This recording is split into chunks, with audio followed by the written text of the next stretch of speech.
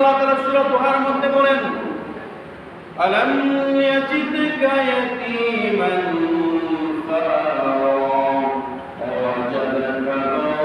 দাল্লান ফাহাদা ওয়াজাদাকা আমিলান ফাআগনা ফাআম্মাল ইয়াতীমা ফালা তাকহার ওয়া আম্মাস সাইলা ফালা تنهر وأما بنعمة ربك فحدث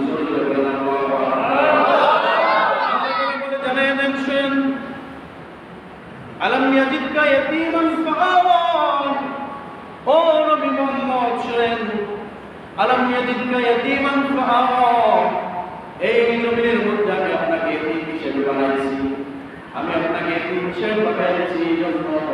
যাতে আপনি এতিমদের কষ্ট করে বুঝতে পারেন বলেন ঠিক কিনা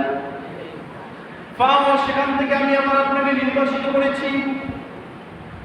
আলম ইয়াজিদকা ইয়াতীমান ফাআওয়া ওয়াজাদাকা দাল্লান ফাহাদা ওয়াজাদাকা আইলান ফাহাদা আপনার কোনো সম্পদ ছিল না আমি সব আপনাকে দিয়েছি সব ভালোবাসা সব সুখ আপনাকে দিয়েছি যেগুলো আপনার ছিল না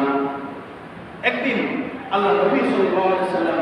ঈদুল ফিতরের নামাজের জন্য যাচ্ছেন রওনা দিচ্ছেন রাস্তায় দেখলেন একটা ছোট্ট ছেলে কান্নাকাটি করতেছে ছেলেটাকে দেখে আল্লাহ নবী বললেন ও ছোট্ট ছেলে এদিকে আসো তুমি কেন কান্না করতেছো বলে আমি আপনাকে বলবো না কেন কান্না করতেছি তাহলে কেন বলবো না আমাকে বলে আমি আমার দুঃখের কথা আমার কষ্টের কথা দুজাহানের বাদশাহ আখিরি জামানার শ্রেষ্ঠ নবী বিশ্ব নবী মুহাম্মদ রাসূলুল্লাহ সাল্লাল্লাহু আলাইহি সাল্লামকে বলবো আমি শুনেছি এই রাস্তায় নাকি তিনি আসবেন আমি তো এই কথা তার কাছে বলবো আপনার কাছে বলবো না তখন আল্লাহ নবী বললেন তোমার মনের আশা পূর্ণ হয়েছে কারণ তুমি যাকে খুঁজতেছো সেই বিশ্ব নবী মুহাম্মদ রাসূলুল্লাহ সাল্লাল্লাহু আলাইহি সাল্লাম আমি নিজে এবার তোমার কষ্টের কথা বলতে দেব এতিম শিশু বলেন